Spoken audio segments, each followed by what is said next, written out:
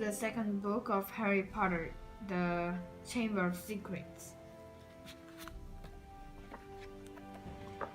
Chapter 1. The Worst Birthday. Not for the first time, an argument had broken out over breakfast at number 4 Privet Drive. Mr. Vernon Dursley had been woken in the early hours of the morning by a loud hooting noise from his nephew Harry's room. "Third time this week," he roared across the table. "If you can't control that owl, it'll have to go." Harry tried yet again to explain. "She's bored," she said. "She's used to flying around outside. If I could just let her out at night." "Do I look stupid?" snarled Uncle Vernon, a bit of fried egg dangling from his bushy mustache. "I know what'll happen if that owl's let out." He exchanged dark looks with his wife Petunia. Harry tried to argue back, but his words were drowned by a long, loud belch from the Dursley's son Dudley. "I want more bacon." "There's more in the frying pan, Sweetums," said Aunt Petunia, turning misty eyes on her massive son. "We must build you up while we've got the chance." "I don't like the sound of that school food." "Nonsense, Petunia. I never went hungry when I was at Smeltings," said Uncle Vernon heartily. "Dudley gets enough, don't you, son?"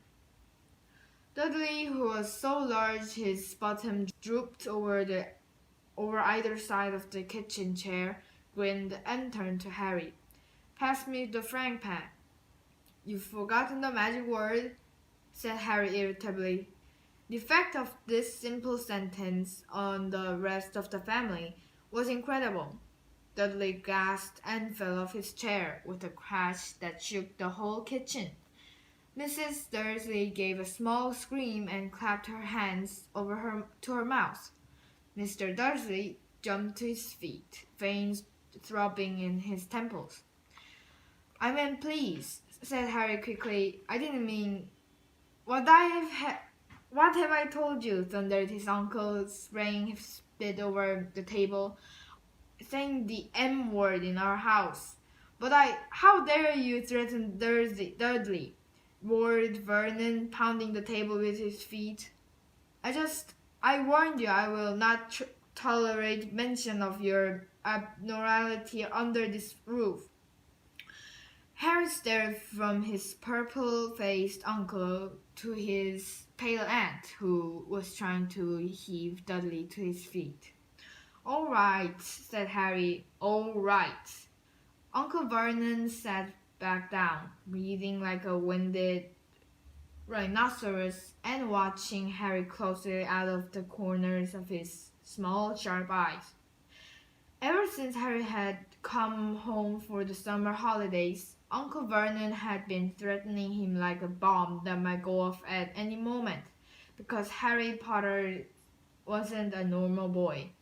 As a matter of fact, he was not normal as it is possible to be. Harry Potter was a wizard fresh from his first year at Hogwarts School of Witchcraft and Wizardry. And if the Dursleys were unhappy to have him back for the holidays, it was nothing to how Harry felt. He missed Hogwarts so much it was like having a constant stomachache. He missed the castle with its secret passageways and ghosts, his classes, though perhaps not Snape, the potions master, the mail arriving by owl, eating banquets in the Great Hall, sleeping in his four-poster bed in the Tower Dormitory, visiting the gamekeeper Hagrid in his cabin next to the Forbidden Forest in the grounds, and especially Quidditch, the most popular sport in Wizarding World. 6 goalposts, 4 flying balls, and 4 team players on broomsticks. All Harry's spellbooks, his wand, ropes, cauldron, and top-of-the-line Nimbus 2000 broomstick had been locked in a cupboard under the stairs by Uncle Vernon the instant Harry had come home. The Dursleys were what wizards called muggles, not a drop of magical blood in their veins. And as far as they were concerned, having a wizard in the family was a matter of deepest shame. Uncle Vernon had even padlocked Harry's owl, Hedwig, inside her cage to stop her from carrying messages to anyone in the wizarding world. Harry looked nothing like the rest of the family. Uncle Vernon was large and necklaced, with an enormous black mustache, and Petunia was horse-faced and bony. Dudley was blonde, pink, and porky. Harry, on the other hand, was small and skinny, with brilliant green eyes and jet black hair that was always untidy. He wore round glasses, and on his forehead was a thin, lightning-shaped scar.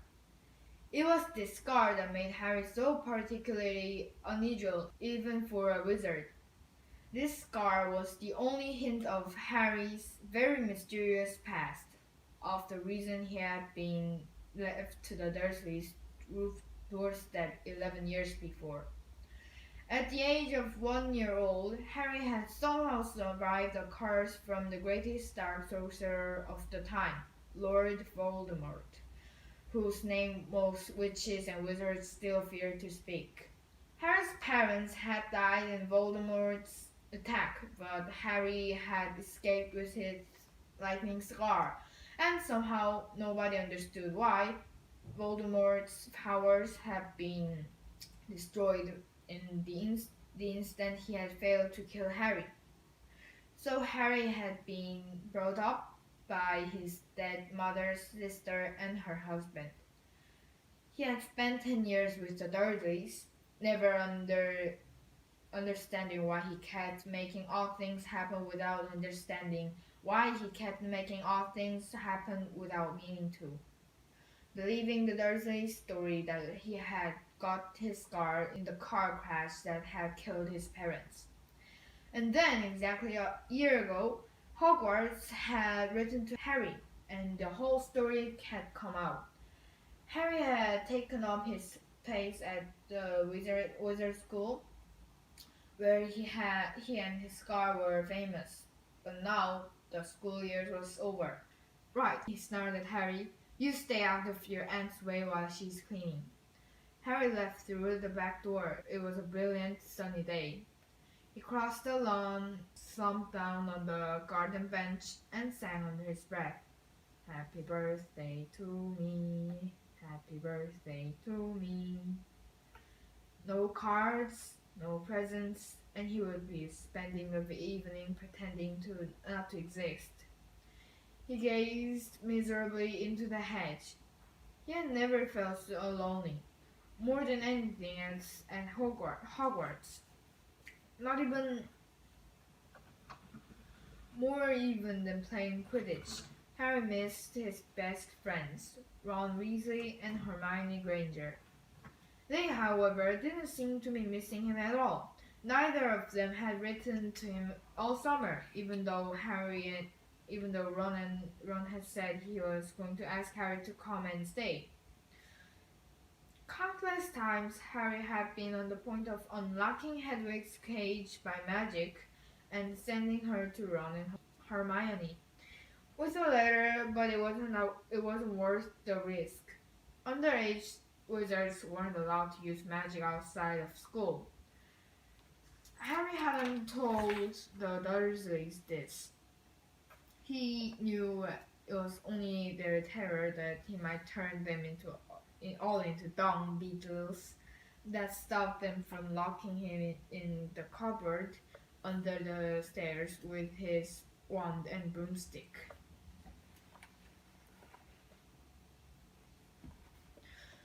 For the first couple of weeks back, Harry had enjoyed muttering nonsense words under his breath and watching Dudley tearing out of the room as fast as his fat legs would carry him. But the long silence from Ron and Hermione had made Harry feel so cut off from the magical world that even taunting Dudley lost its appeal. And now Ron and Hermione had forgotten his birthday. What wouldn't he give now for a message from Hogwarts, from any witch or wizard? He'd almost be glad of a sight of his enemy, Draco Malfoy. Just to be sure it hadn't been a dream. All been a dream. Not that this whole year at Hogwarts had been fun. At the very end of last term, Harry had to come face to face with none other than Lord Voldemort himself. Voldemort might be a ruin of his former self, but he was still terrifying, still cunning, still determined to regain power. Harry had slipped through Voldemort's clutches for a second time, but it had been a narrow escape, and even now, weeks later, Harry kept waking in the night, drenched in cold sweat, wondering where Voldemort was now, remembering his livid face, his wide, mad eyes. Harry suddenly sat bolt upright on the garden bench. He had been staring absent-mindedly into the hedge, and the hedge was staring back. Two enormous green eyes had appeared among the leaves. Harry had jumped to his feet just as a jeering voice floated across the lawn. "I know what day it is," sang Dudley, waddling towards him. The huge eyes blinked and vanished. "What?" said Harry, not taking his eyes off the spot where Harry had been, where they had been. "I know what day it is," Dudley repeated, coming right up to him. "Well done," said Harry. "So you finally learned the days of the week." "Today's your birthday," sneered Dudley. "How come we haven't got any cards? Haven't you even got friends at that free place?" "Better not let your mom hear you talking about my school," said Harry coolly. Dudley hitched up his trousers, which were slipping down his fat bottom. "Why are you staring at the hedge?" he said suspiciously. "I'm trying to decide what would be the best spell to set it on fire," said Harry. Dudley stumbled backwards at once, a look of panic on his fat face. "You can't. Dad told you you're not to do magic. He said he'll chalk you out of the house, and you haven't got anywhere else to go. You haven't got any friends to take you." "Jiggery pokery," said Harry in a fierce voice. "Hocus pocus, squiggly wiggly." "Mom!" howled Dudley, tripping over his feet as he dashed back towards the house. "Mom, he's doing you know what." Harry prepared steadily for his moment of fun. As neither Dudley nor the hedge was in any way hurt, and Petunia knew he hadn't really done magic, but he still had to duck as she aimed a heavy blow at his head with a soapy frying pan. Then he gave him work to do, with the promise he wouldn't eat again until he'd finished. While Dudley lolled around watching and eating ice cream, Harry cleaned the windows, watched the car,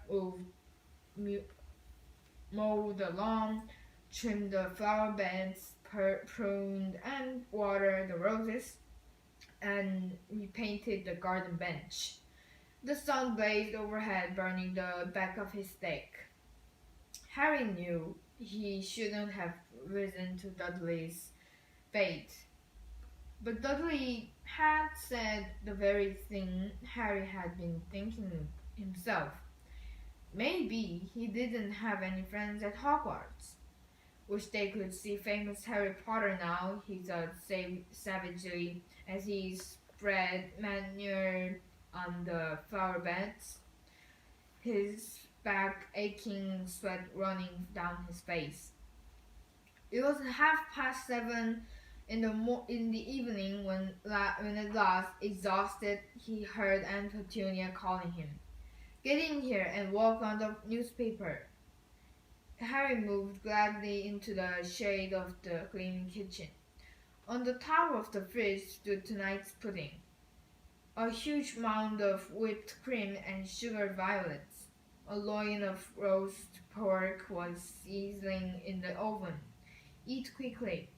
The Masons will be here soon," snapped Aunt Petunia, pointing to the slices of bread and the lump of cheese on the kitchen table.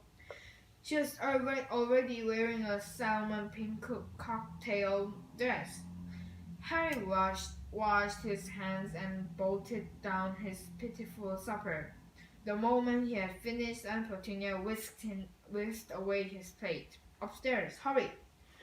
As he passed the door to the living room, Harry caught a glimpse of Uncle Vernon and Dudley in bow ties and dinner jackets. He had only just reached the upstairs landing when the door rang and Uncle Vernon's furious face appeared at the foot of the stairs. "Remember, boy, one sound." Harry crossed his bedroom on tiptoe, slipped inside, and crossed the door, and turned to collapse on his bed. The problem was, there was already someone sitting on it. Chapter 2. Dobby's Warning. Harry had managed not to shout out, but it was a close thing. The little creature on the bed had large bat-like ears and bulging green eyes and the size of tennis balls. Harry managed not to shout out, but it was a close thing. The little creature on the bed had large, bat-like ears and bulging green eyes the size of tennis balls. Harry knew instantly that this was what he had been watching out from the garden hedge that morning. As they stared at each other, Harry heard Dudley's voice from the hall. May I take your calls, Mr. and Mrs. Mason?" The creature slipped off the bed and bowed so low that the end of its long, thin nose touched the carpet. Harry noticed that it was wearing what looked like an old pillowcase, with ribs for arm and leg holes. "Hello," said Harry nervously. "Harry Potter," said the creature in a high-pitched voice Harry was sure would carry down the stairs. "So long has Dobby wanted to meet you, sir. Such an honor it is." "Thank you," said Harry, edging along the wall and sinking into his desk chair next to Hedwig, who was asleep in her large cage. He wanted to ask, "What are you?" but he thought it would sound too rude, so instead he said, "Who are you?" "Dobby, sir, just Dobby." "Dobby the house elf," said the creature. "Oh, really?" said Harry. I don't want to be rude or anything, but this isn't a great time for me to have a house elf in my bedroom." Aunt Petunia's high false laugh sounded from the living room. The elf hung his head. "Not that I'm pleased to meet you," said Harry quickly, "but is there any particular reason you're here?" "Oh, yes, sir," Dobby said earnestly. "Dobby has to tell you, sir." "It is difficult, sir." Dobby wonders where to begin. "Sit down," said Harry politely, pointing at the bed. To his horror, the elf burst into tears, very noisy tears. "Sit down," he wailed. "Never ever." Harry thought he heard the voices downstairs falter. "I'm sorry," he whispered. "I didn't mean to offend you anything." "Offend Dobby?" choked the elf. "Dobby has never been asked to sit down by a wizard like an equal." Harry, trying to say "shh," and looked comforting at the same time. And treated Dobby back onto the bed where he sat hiccuping, looking like a large and very ugly doll. At last he managed to control himself, and he sat with his great eyes fixed on Harry's in an exact expression of watery adoration. "You can't have many decent wizards," said Harry, trying to cheer him up. Dobby shook his head. Then, without warning, he leapt up and started banging his head furiously on the window, shouting, "Bad Dobby! Bad Dobby! Don't! What are you doing?" Harry hissed, springing up and pulling Dobby back onto the bed. Hedwig had just woken up with a particularly loud screech and was beating her wings wildly against the bars of her cage. "Dobby had to punish himself, sir," said the elf, who had gone slightly cross-eyed. "Dobby almost spoke ill of his family, sir." "Your family?" "The wizard family Dobby serves, sir. Dobby is a house elf, bound to serve one house and one family forever." "Do they know you're here?" asked Harry curiously. Dobby shuddered. "Oh, no, sir, no. Dobby will have to punish himself most grievously for coming to see you, sir. Dobby will have to shut his ears in the oven for this, if he ever knew, sir." "But won't they notice if you shut your ears in the oven door?" "Dobby doubts it, sir. Dobby is always having to punish himself for something, sir. They let Dobby get on with it, sir. Sometimes they remind me to do extra punishments." "But why don't you leave? Escape?" "A house elf must be set free, sir, and the family will never set Dobby free. Dobby will serve the family until he dies, sir." Harry stared.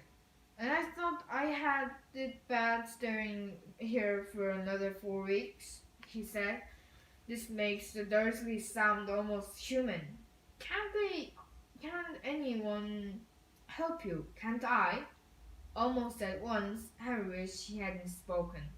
Dobby dissolved again into wails of gratitude. "Please," Harry whispered frantically, "please be quiet. If the Dursleys hear anything, if they know you're here." Harry Potter asked if he can help Dobby. "Dobby was heard of your greatness, sir, but of your goodness Dobby never knew." Harry, who was feeling distinctly hot in the face, said, "Whatever you've heard about my greatness is a load of rubbish. I'm not ever top of my year at Hogwarts. That's Hermione. But he stopped quickly, because thinking about Hermione was painful. "Harry Potter is humble and modest," said Dobby reverently, his old black eyes aglow. "Harry Potter speaks not of his triumphs over he who must not be named." "Voldemort?" said Harry. Dobby clapped his hands over his bad ears and moaned, "Ah, speak not the name, sir. Speak not the name." "Sorry," said Harry quickly. I know lots of people don't like it. My friend Ron..." He stopped again, thinking about Ron was painful too. Dobby leaned towards Harry, his eyes wide as headlights. "Dobby heard tell," he said hoarsely, "that Harry Potter met the Dark Lord for a second time just weeks ago. That Harry Potter escaped yet again." Harry nodded, and Dobby's eyes suddenly shone with tears. "Ah, sir," he gasped, dabbing his face with the corner of the grubby pillowcase he was wearing. "Harry Potter is valiant and bold. He has braved so many dangers already. But Dobby has come to protect Harry Potter, to warn him. even if he does have to shut his ears in the open door later. Harry Potter must not go back to Hogwarts. There was a silence broken only by the clink of knives and forks from downstairs, and the distinct rumble of Uncle Vernon's voice. What? Harry stammered. But I've got to go back. Term starts on September 1st. It's all that's keeping me going. You don't know what it's like here. I don't belong here. I belong in your world, at Hogwarts. No, no, no, squeaked Dobby, shaking his head so hard his ears flapped. Harry Potter must not stay where he is safe. Must stay where he's safe. He is too great, too good to lose. If Harry Potter goes back to Hogwarts, he will be in mortal danger. Why? Said Harry in surprise. There is a plot, Harry Potter. A plot to make most terrible things happen at Hogwarts School of Witchcraft and Wizardry this year, whispered Dobby, suddenly trembling all over. Dobby has known it for months, sir. Harry Potter must not put himself in peril. He is too important, sir. What terrible things? Said Harry at once. Who's plotting them? Dobby made a funny choking noise and then banged his head frantically against the wall. All right, cried Harry, grabbing the elf's arm to stop him. You can't tell me, I understand. But why are you warning me? A sudden unpleasant thought struck him. Hang on, this hasn't got anything to do with with you know who, has it? You could just shake or nod, he added hastily as her head tilted worryingly close to the wall again. Slowly, Dobby shook his head. Not he who must not be named, sir.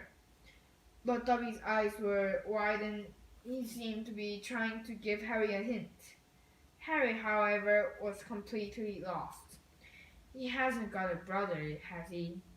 Dobby shook his head, his eyes wider than ever. Well then, I can't think who else would have a chance of making horrible things happen at Hogwarts, said Harry. I mean, there's Dumbledore for one thing. You know who Dumbledore is, don't you? Dobby bowed his head. Albus Dumbledore is the greatest headmaster Hogwarts has ever had. Dobby knows it, sir. Dobby has heard Dumbledore's powers rival of he who must not be named at the height of his strength. But, sir, Dobby's voice dropped to an urgent whisper. There are powers Dumbledore doesn't. Powers no distant wizard. And before Harry could stop him, Dobby bound off the bed, seized Harry's desk lamp, and started beating himself around the head with ear-splitting yelps. A sudden silence fell downstairs. 2 seconds later, Harry heard thudding madly, heard Uncle Vernon coming into the hall, calling, Dudley must have left his television on again, the little tyke. Quick, in the closet. His Harry, stuffing Dobby in, shutting the door and flinging himself onto the bed just as the door handle turned. What the devil are you doing? Said Uncle Vernon through gritted teeth, his face horribly close to Harry's. You've just ruined the punchline of my Japanese gopher joke. One more sound and you'll wish you'd never been born, boy. He stumped flat-footed from the room. Shaking, Harry led Dobby out of the closet. See what it's like here? He said. See why I have to go back to Hogwarts? It's the only place I've got. Well, I think I've got friends. Friends who don't even write Harry Potter, said Dobby slyly. I expect they have just been Wait a minute, said Harry, frowning. How do you know my friends haven't been writing to me? Dobby shuffled his feet. Harry Potter mustn't be angry with Dobby. Dobby did it for the best. Have you been stopping my letters? Dobby has them, sir, said the elf, stepping nimbly out of Harry's reach. He pulled a thick wad of envelopes from the inside of the pillowcase he was wearing. Harry could make out Hermione's neat writing, Ron's untidy scroll, and even a scribble that looked as though it was from Hogwarts gamekeeper Hagrid. Dobby blinked anxiously up at Hagrid. Harry Potter must be angry, Dobby hoped. If Harry Potter thought his friends had forgotten him, Harry Potter might not want to go back to school, sir. Harry wasn't listening. He made a grab for the letters, but Dobby jumped out of reach. Harry Potter will have them, sir, if he gives Harry his word that he will not return to Hogwarts. Ah, sir, this is a danger you must not face. Say you won't go back, sir. No, said Harry angrily. Give me my friend's letters. Then Harry Potter leaves Dobby no choice, said the elf sadly. Before Harry could move, Dobby had darted to the bedroom door, pulled it open, and sprinted down the stairs. Mouth dry, stomach lurching, Harry sprang after him, trying not to make a sound. He jumped the last 6 steps, landing cat-like on the hall carpet, looking around for Dobby. From the dining room, he heard Uncle Vernon saying, "Tell Petunia that very funny story about those American plumbers, Mr. Mason. She's been dying to hear." Harry ran up the hall into the kitchen and felt his stomach disappear. And Petunia's masterpiece of a pudding, a mountain of cream and sugared violets, was floating up near the ceiling. On top of the cupboard in the corner crouched Dobby. "No," croaked Harry. "Please, they'll kill me. Harry Potter must say he's not going back to school. Dobby, please. Say, sir, I can't." Dobby gave him a tragic look. "Then Dobby must do it, sir, for Harry Potter's own good." The pudding fell to the floor with a heart-stopping crash. Cream splattered the windows and walls as the dish shattered. With a crack like a whip, Dobby vanished. There were screams from the dining room, and Uncle Vernon burst into the kitchen to find Harry, rigid with shock, covered from head to foot in Petunia's pudding. At first, it looked as though Uncle Vernon would manage to gloss the whole thing over. "Just our nephew, very disturbed. Meeting strangers upsets him, so we kept him upstairs."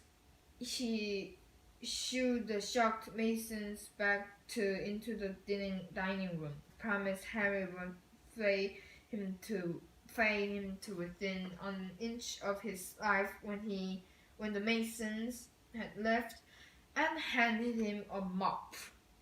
Aunt Petunia dug some ice cream out of the freezer, and Harry, still shaking, started scrubbing the kitchen clean. Uncle Vernon might still have been able to make it steal if it hadn't been for the owl. Aunt Petunia was just passing around the box of after-dinner mints when a huge barn owl swooped through the dining room window, dropped a letter on Mrs. Mason's head, and swooped out again.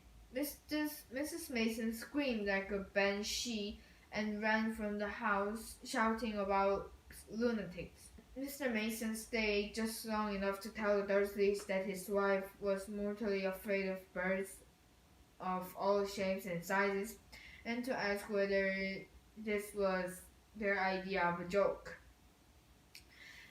Harry stood on the kitchen, clutching the mop for support as Uncle Vernon advanced on him, a demonic glint in his tiny eyes.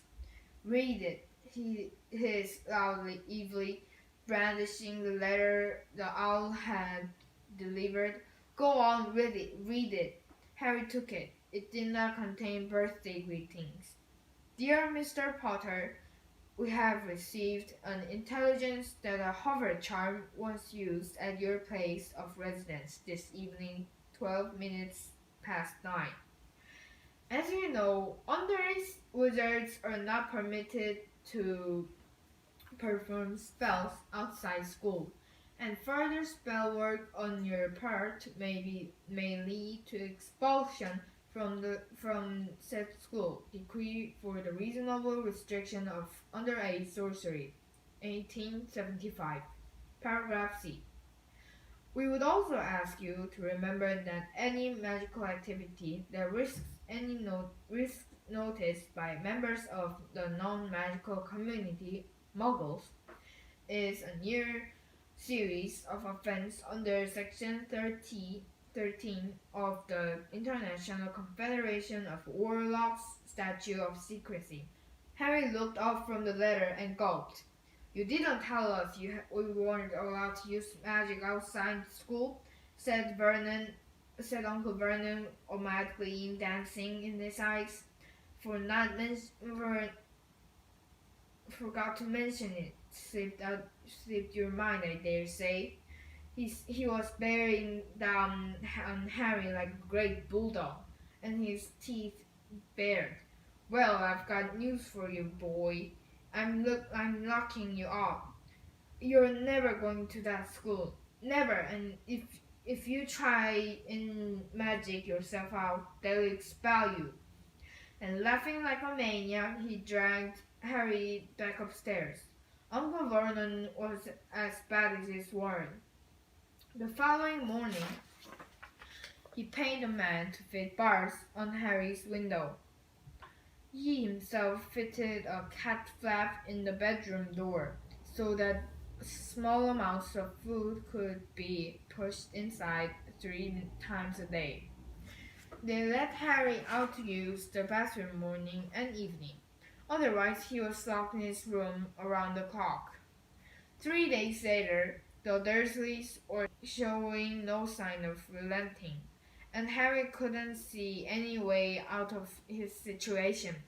He lay on his bed, watching the sun sinking behind the bars and on the window, and wondered miserably what was going to happen to him. What's the good of magicking himself out of his room if Hogwarts would expel him for doing it? Yet life at Privet Drive had reached an all-time low now that Dursley's knew Harry weren't going to wake up as fruit bats. He had lost his only weapon. Dobby might have saved Harry from horrible happenings at Hogwarts, but the way things were going, he'd probably starve to death anyway.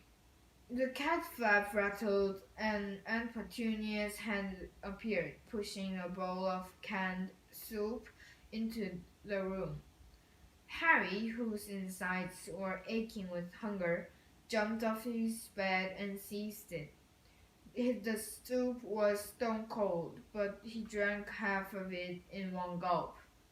Then he crossed the room to Hedwig's cage and tipped in the soggy vegetables at the bottom of bowl into her empty food tray. She ruffled her feathers and gave him a look of deep disgust. "It's no good turning your beak up at it. That's all we've got," said Harry grimly. He put empty bowl back on the floor next to the cat flap and lay back down on the bed, somehow even hungrier than he had been before the soup. Supposing he was still alive in the other 4 weeks, that would happen if he didn't turn up at Hogwarts. Would someone be sent to see why he hadn't come back? Would they be able to make the Dursleys let him go? The room was growing dark. Exhausted, stomach rumbling, mind spinning over the same unanswerable questions, Harry fell into an uneasy sleep. He dreamed that he was on show in a zoo with a card reading underage wizards attached to his cage. People goggled through the bars at him as he lay, starving and weak, on the bed of straw. He saw Dobby's face in the crowd and shouted out, asking for help. But Dobby called, "Harry Potter is safe there, sir," and vanished. Then the Dursleys appeared and Dudley rattled the bars of the cage, laughing at him.